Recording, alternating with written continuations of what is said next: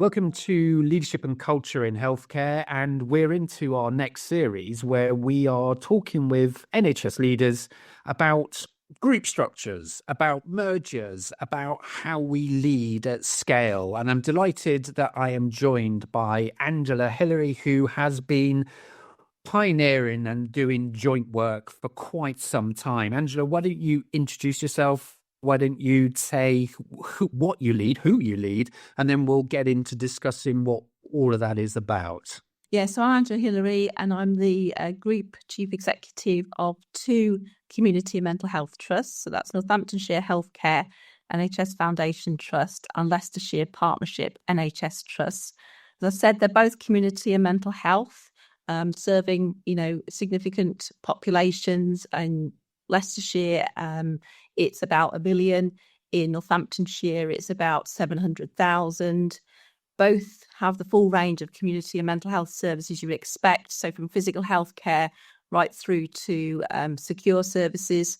And in Northamptonshire, we also operate quite a range of prison services outside of our county borders as well. So that's really in a nutshell what I'm involved in.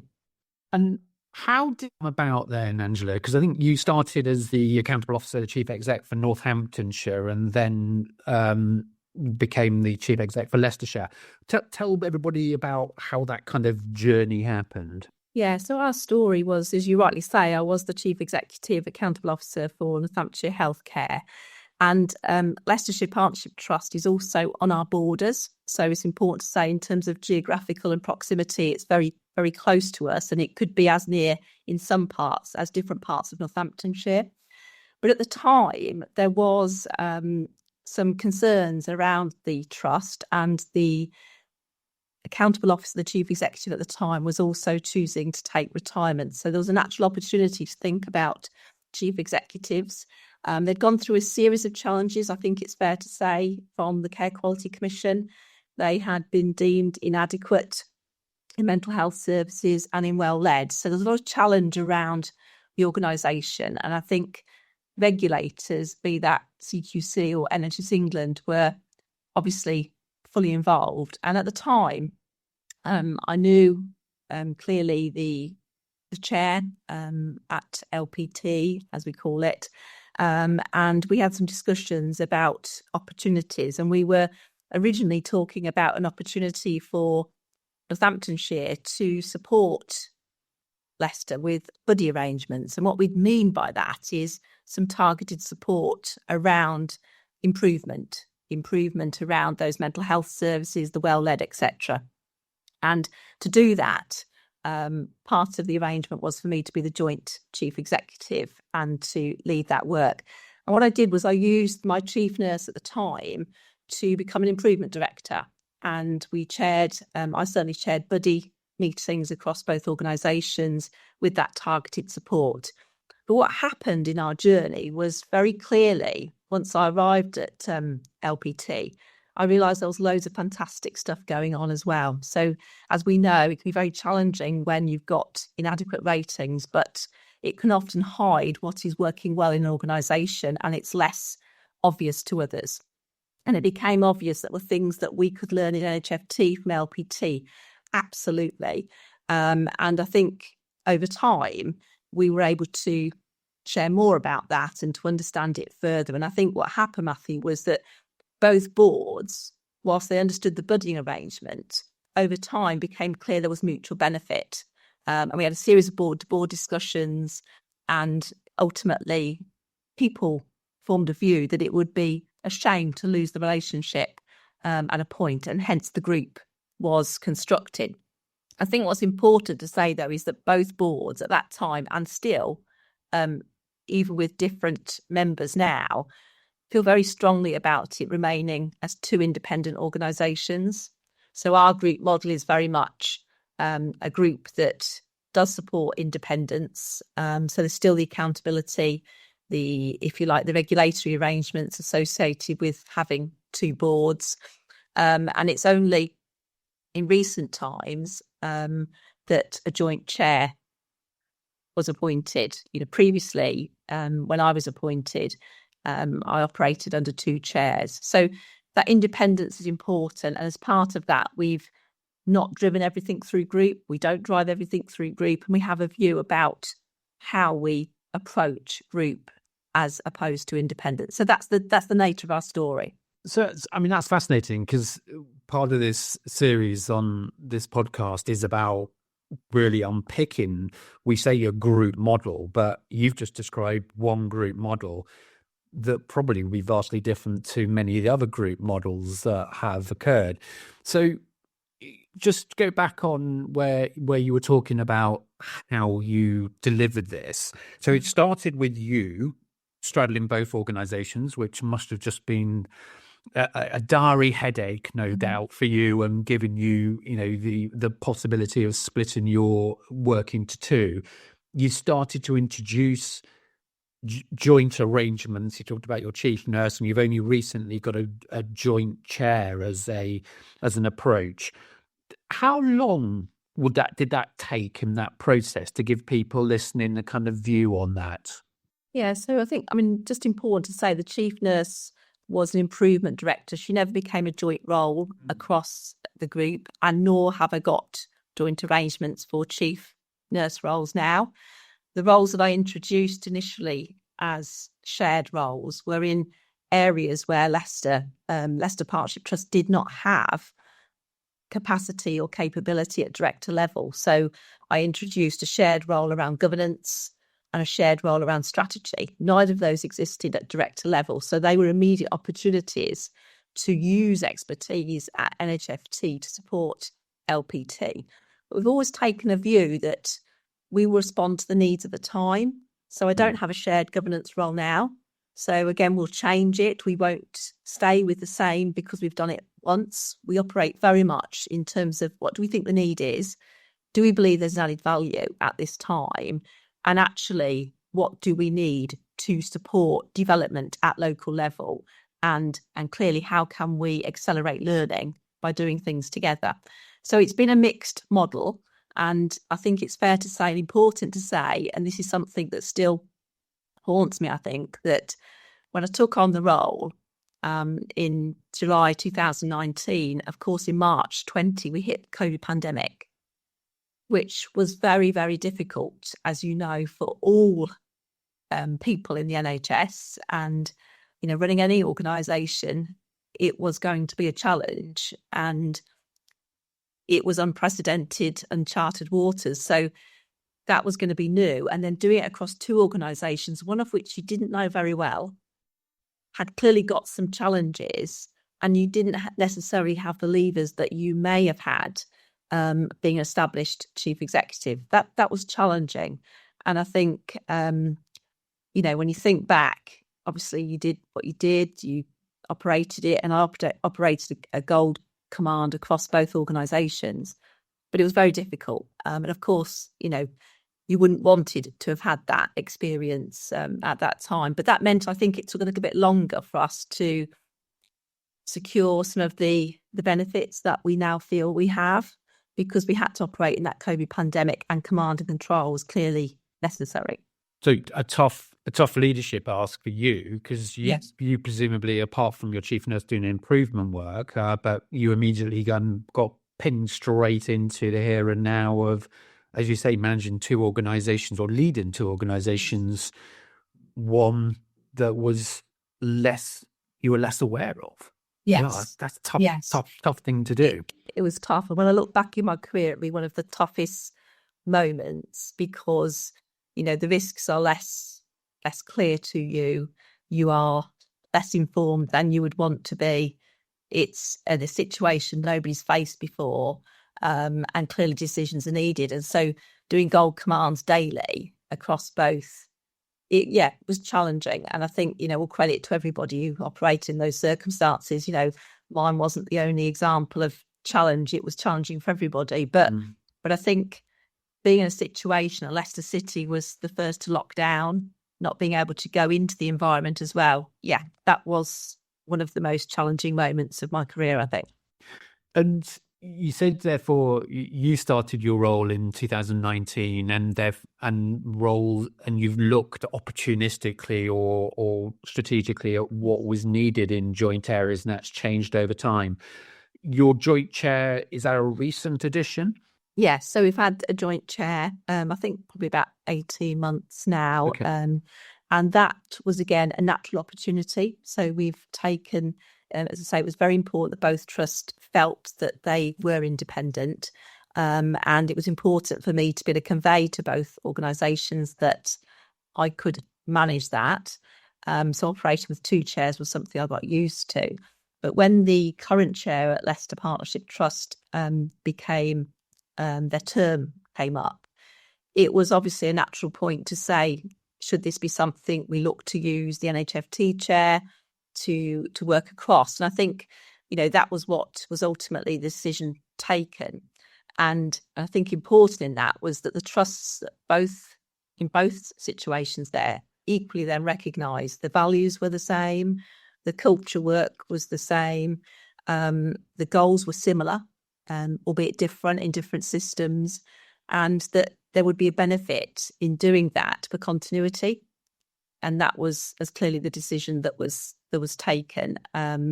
And again, that I think gave a level of confidence that people understood that we weren't at risk of losing our independent identity. We understood we still had that, when we operate in two ICSs, and people were more confident that that was what we could manage. So, Angela, describe, therefore, for people now what the jointness, what the group, how does that manifest? So, yeah, your role joint, yes, a chair joint, but how do people, you've talked about still having two boards, still two statutory organisations, both hosted within separate integrated care boards. And for those outside the NHS, that means a zonal area of responsibility, and it's an accounting issue as well about where finances are accounted for. So what is the jointness that you're describing as a group at the moment? Yes. So we have a subcommittee of the boards, in fact, so that's a joint subcommittee arrangement, which allows us in governance to be able to undertake that work. And what we do, Matthew, is agree on priorities that we think are beneficial to do together and would add value, and that we could accelerate learning and opportunity. And those have a variety of different elements, but they include things like working on Together Against Racism together, working on governance so that we understand how governance can benefit both organisations and best practice. We look at things like social value together.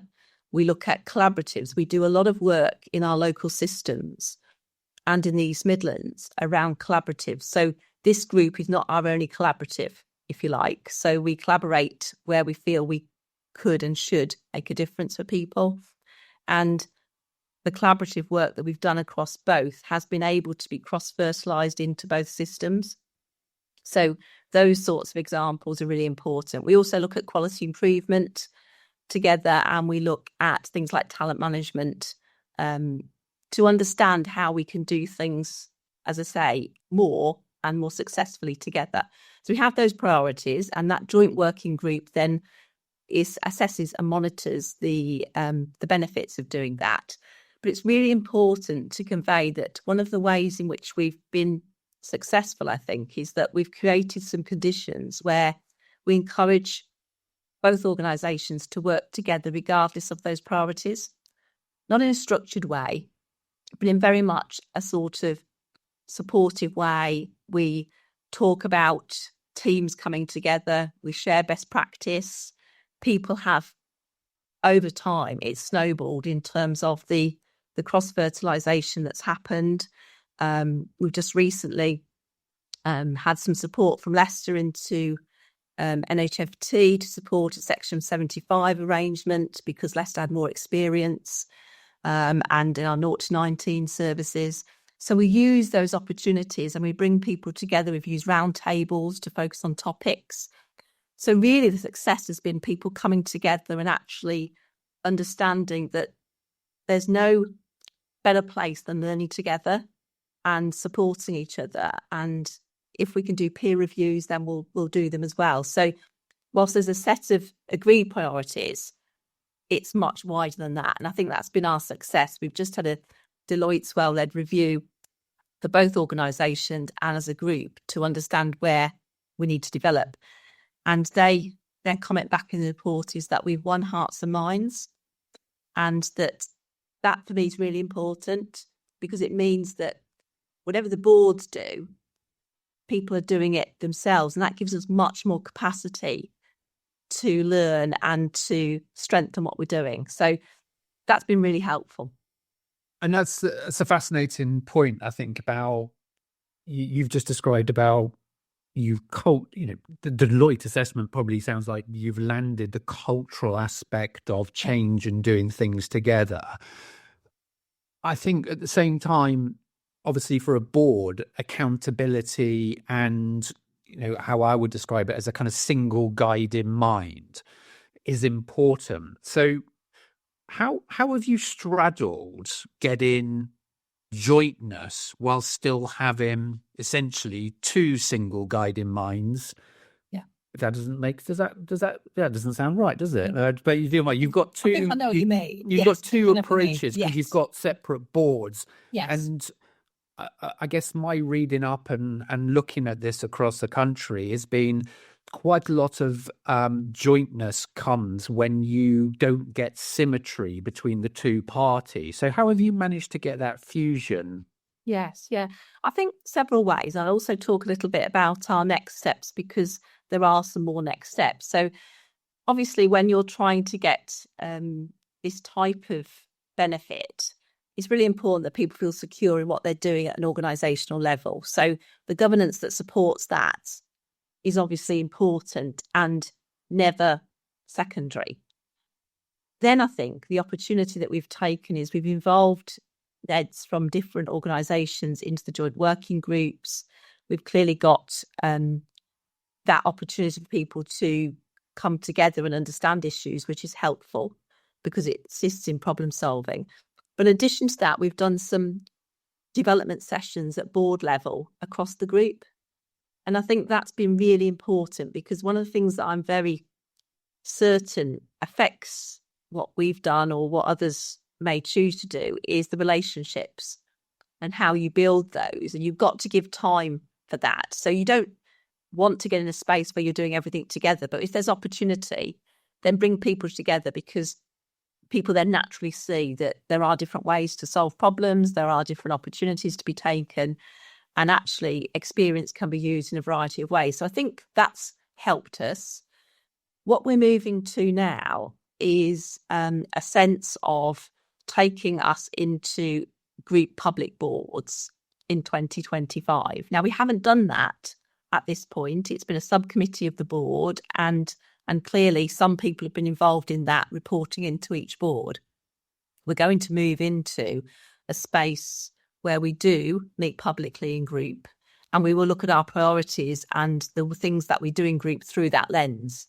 And I think that'll be a real natural opportunity to, if you like, embed further why we think this is important, why we think this is beneficial.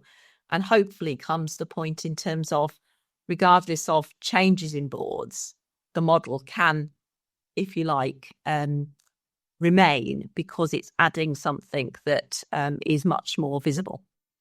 And will your group board then that meets in public be a sub-element of both statutory boards, or is it an additional layer of people? It was not an additional layer of people, so we haven't got anything different. It's just about the notion of meeting in public as a group to, if you like, be clear about what we do as a group, and to understand that we can look at some things once, and that prevents then duplication in the individual boards, because there's a confidence and assurance about how we're managing our own governance. So I think it's a natural next step for us, Matthew, and perhaps one we may have introduced earlier. But as I said, COVID context is not to be underestimated. And I genuinely believe that how you do these things is as important as what you do, because getting people to want to move in that way and to be supportive because they see benefit and they're not threatened by it, I think is very, very important. Yeah. And in our conversation so far, I think you've used the word quite a few times, independence. Yes. And you've equally used the word a lot, collaboration. And I can imagine there's quite a lot of yo-yoing between how one maintains independence, but also thinks about the mechanism to achieve collaboration. Just help people listening. Why is the independence element quite important for the two organisations?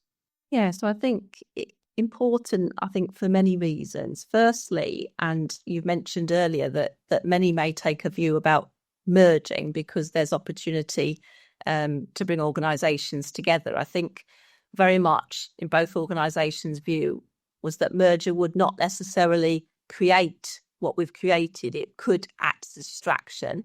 It could create risk to organisations. So in NHFT, for example, it was, a stable organisation not wanting to necessarily jeopardise what it had created. So that was clearly a factor for some members of the board. In LPT, they didn't want to prevent themselves from getting out of the improvement, and being able to do that was really important to them as well. And I think another factor was around the two ICSs. So operating in different systems, each organisation wanted to be clear that it had its role within its local system. And at the time, that was really important. And I think I genuinely believe, and I still say and actively say this in the organisation, that we would not achieve more through merger. But what we are looking at in the next period is more value through group. So group value is a work stream where we're trying to consider, in the current context, what we could drive value through. And we're looking in particular at our corporate services to understand if there is opportunity to align systems, benefit systems differently, use technology, all of those aspects that all organisations are looking at. But the group gives us an additional, if you like, unique opportunity to say, could we drive more group value? And that's something that we're exploring. And do you think you would be in a different situation if both of the organisations were in a single integrated care board jurisdiction? Do you think that would have made a difference? I don't know about the initial decision. It's difficult to say. And I think, again, I think with the COVID experience, looking back, I'm glad that decision was as it was, because it would have been very difficult to have merged in that period of time. But I think now, I think as we do, ICSs can collaborate and they don't need to merge to do that. They can find different ways to do it. And I would encourage them to do that. And I do. That doesn't mean that necessitates merger for us either, because quite simply, you need to be clear what you're trying to achieve and how you need to do it. That doesn't necessarily mean that you need to merge. And I think it's the same for ICSs as it is for provider organisations. Your context, your needs, your organisations and how they function are critical in determining what and how you take the path forward. I mean, I think, again, another example that we actively collaborate in is the East Midlands Alliance, which is a partnership of mental health trusts. Now, over the years, we've got formal arrangements that support that, collaboratives within that. We've also got a lot of fantastic learning and opportunity that we take across the collaboratives. And that's happened through different chief execs becoming involved. So we don't need to merge to do that. We just want to collaborate to take the benefits and the learning. And I think it's the same. As long as you're clear why you're doing it, what you need to achieve and how, then I think that informs what path you need to take. Yeah. And let's talk about you then, Angela, amongst all this, which is always the bit where chief execs hate having this conversation about what their role was in it. But it strikes me, you've talked about your COVID experience in this, but you've had quite a tough job because 2 chairs, 2 boards, 2 exec teams, 2 integrated care systems to navigate. That must in terms of leadership and your energy and your focus must have been really, continues to be pretty stretching. Tell people how you've therefore taken that approach to lead across that kind of dual life almost. Yeah, so as you say, it is demanding, but you only do these roles, and my roles are different to others unless you've got good people working with you. So that does, that's the sort of the crux of it, really. So I've got managing directors in both organisations who support me, and we've introduced that over time. That is fantastic. I've got good executive teams and I've got good boards that support me. So I have to feel supported as an individual to, if you like, consider what the possibilities are. I need to work with good people because that motivates me. But I need to feel that I'm empowered to be able to consider all options. And that's the conditions that I need to be successful. And I need that stretch. And clearly that's what it's given me. But the real important bit is working with good people. And, we're all only ever an outcome of that. And then how have you gone about creating that environment, that culture that you described earlier? Because I am sure even if people were inviting you to come, you were still from Leicestershire element, you were still a Northamptonshire chief exec. They would have known you as that. How did you, as a leader, work your way through those cultural aspects to actually land that leadership in the way that was right for Leicestershire?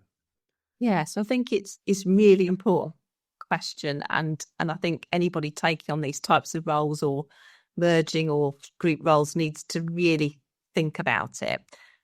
It's very important to understand that every touch point that you have will be considered and scrutinised.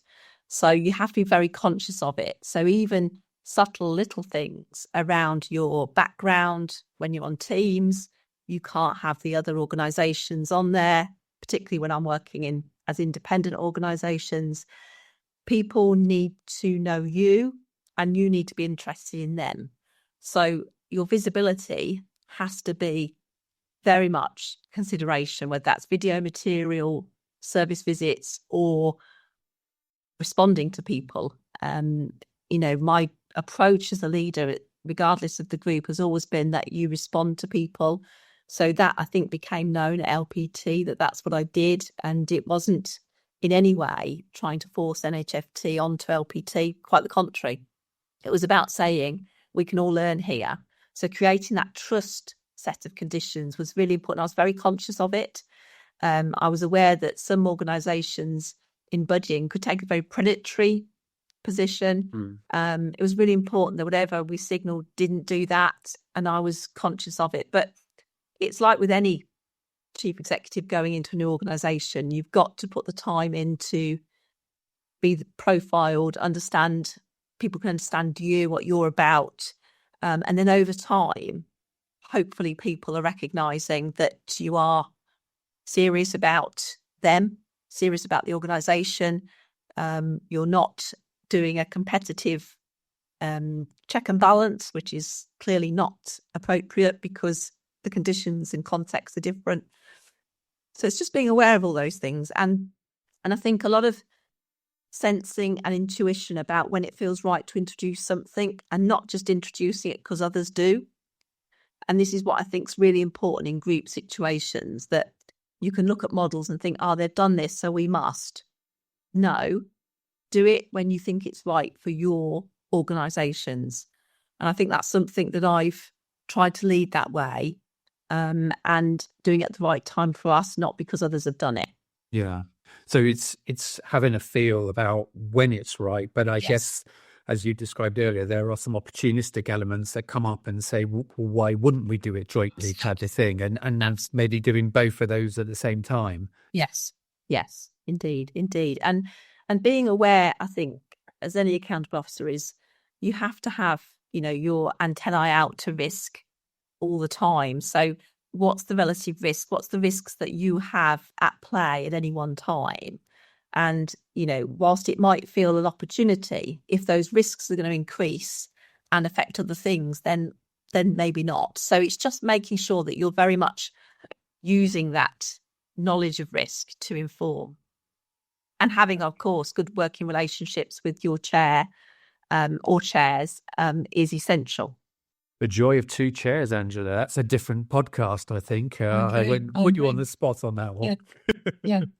I'm sure it's something others have experienced too. But yeah, it's again, another sort of challenge and opportunity. And so when you look back on what is now 5 years worth of work, isn't it? Probably more than that, getting into 6 years nearly. Are there things that you can reflect on that would be helpful for others to know, to think, oh, I might not have done it that way? With the caveat that that you've been really very careful and quite clear that you were doing it the right way for your two organizations, not just because a textbook told you to do it this way, which I think is really important message, isn't it? But then is there anything kind of you learned that you think, others could probably shortcut and do it differently? Yeah, I definitely think the COVID pandemic was a feature for us, as I've mentioned. But I think looking back, bringing the executive teams together more as development may have been helpful. We've took opportunities to do that. We do it now more regularly. But I think, again, there was a COVID factor in that. And because we got into a rhythm, we did it less. And I think looking back, that's something I probably would have introduced, earlier, certainly, in that sense. And I think one of the things that did help us as well was also having a group newsletter. So although we had independence, we had a group newsletter about sharing stories, which encouraged people, like I described before, to share regardless of it not being a group priority. And that was deliberate as well, to try to get the sort of sense of we're in this together. So those things I think were important. But perhaps more cross-fertilisation of the exec teams initially. Which would have just presumably just created a bit more of perhaps a coherent or more stable backdrop to do some of the things you were trying to do in Ambitions? Yeah, certainly. And I think we were so focused on COVID and recovering that there wasn't as much bandwidth as there perhaps may have been in the executives to do that. But looking back, whether we could have done it differently, I just don't know. But if I was embarking on it now, without the COVID context, I would be looking to introduce that more. And when you look forward, Angela, you've clearly made a massive personal impact on this because you've been the accountable officer of both organisations. You've now got a structure, you've got managing directors in, you've got a joint chair, etc. So there is some kind of symmetry there, and there's also some structure that underpins this. If you were not to be leading the organisation, I'm not saying that you won't, but if you were not to, is this going to sustain, or I suppose turn that around? If this is the right way to go, how does this sustain going forward? Yeah. Because I suppose in my view, when I look around, I sometimes worry that these revolve around individuals rather than a joint endeavour at times, and some of the joint structures around the country have unravelled because individuals have left. So how are you future-proofing things? Yes, I think it's always important to not dismiss that individuals will affect things, because I think, that's natural. And I think part of being a chief exec is you look at individuals, and that helps inform what you can do. So I don't think you can negate that. But I like to think that we've created a talent platform that has given us more capability and capacity across our group. We've certainly used that. We've seconded people across the group. We've used people development opportunities. We've then gone out to advert, but they have, secured the roles. And we don't guarantee jobs, but we will guarantee growth and development. And I think the group's allowed us to do more of that. And I think the managing director role is an interesting one, because I think they are more, if you like, exposed to being a chief exec than any director. So when you're becoming an aspirant CEO, I think they are certainly roles that are probably the closest to understanding what that role's about and recognising whether they want to aspire to do that. I think importantly, though, to acknowledge, and I would say this for all directors, not just chief execs, is group roles are not for everyone. And that doesn't mean that people aren't capable, but it just means that it is a different skill set that you need to use to operate across a group. So selecting anybody to fill those roles needs to consider some of that, because you don't want it to be a burden for an individual that they don't thrive in it. You've got to thrive in it, and you've got to understand what you need to be successful in it. So that's really important. But do I think that's possible? Yes, I do. And that's an interesting kind of difference, isn't it? So, just a managing director may not be the right person to be a group chief exec. I'm not saying yours won't be, but that could be possible. And we've got lots of managing director structures around the country now. What, therefore, do you think is the difference with a group role? What do you think you are bringing as a group chief exec that isn't the same as uni organisational chief exec work? Yeah. I mean, it's clearly more complex. Yeah. Just because the risks are more complex, and it's complicated in that. So an individual may thrive in that or not, and maybe challenged by that, or seek that as an opportunity to solve problems. So understanding what drives you is important in selecting individuals to do that. Clearly, you've got to be in a balance, and it's very, I'm sure, natural for people to become overwhelmed and to feel that, where do I focus? Where do I put my efforts? And you've got to make sure that you've got an infrastructure that allows you to prioritise regardless of where you are, on what day, and in what organisation. And that is, again, a prioritisation, but also a risk focus that that people need to want to work with every day. That's never changed for me. It doesn't matter how more experienced you are at it. That's my focus every day. I spend time in both organisations equally. I'm very clear how I do that. But the risks can come at you from any direction, and you need to be able to respond to that, because you're still the accountable officer, and you still need to make sure that you're prioritising your time to support that. So you need to be confident that somebody can do that and is happy to do that and is prepared to be agile to enable that. And I think there's also an interesting follow-on from that, which we won't discuss now necessarily, but how do you train and develop people to do that level of complexity and juggling that you describe, which is perhaps greater than just helping people to aspire to be a chief exec under a kind of designated area of responsibility? Yes. Yes. Dot. Yeah. Yes. And I think, obviously within my own organisations, I think, obviously spending time with people is important. I'm pretty open. I'm pretty clear about how I'm managing the risks so that people can learn and understand that. It has to be an open relationship so that you are clear about what you're managing, what you're expecting somebody else to manage.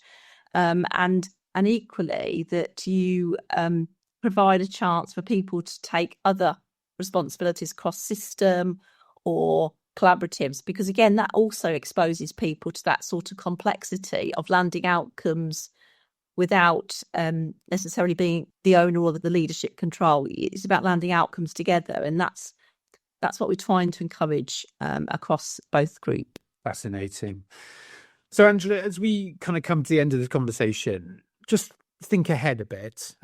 So you've been, as we said, at these joint role for 5 years. You were in Northamptonshire for some time before, National Chief Exec of the Year. You've wonderfully experienced. What are you looking forward to, and what's the next challenge in, I presume, in the group world for Angela Hillery as you move forward into 2025? Yeah, so I think it's really important just to convey that, it's never without challenge, and experience doesn't prevent that. I feel challenged every single day. There's lots of problems to solve, and there's lots of opportunities. So that is a constant, and that's something that drives me.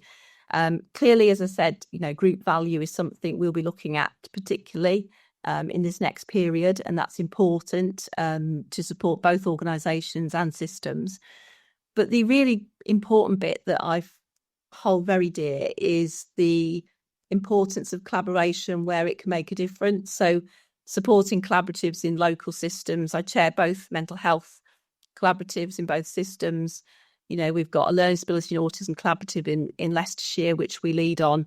And the difference it's making for people is great. And I feel very strongly about the East Midlands Alliance and the way we work together. So that really keeps me very interested in what I'm doing and how we're driving together. So collaboration to make a difference.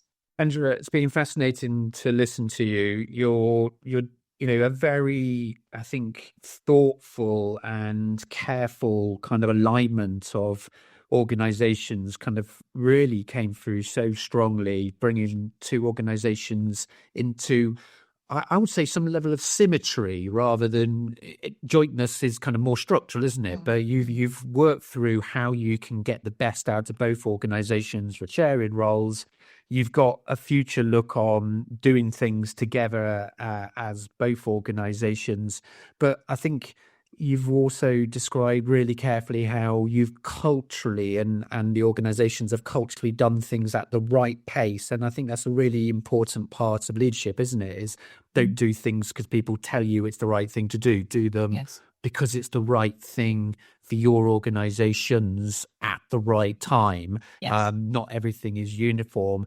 And as you just then been describing then, there are lots of collaborations. You collaborate with the local authorities, you collaborate with other provider organizations. It's not only your collaboration across the two organizations, the group, it's how you make a difference. And that's some leadership ask, I would say, Angela, as you go forward.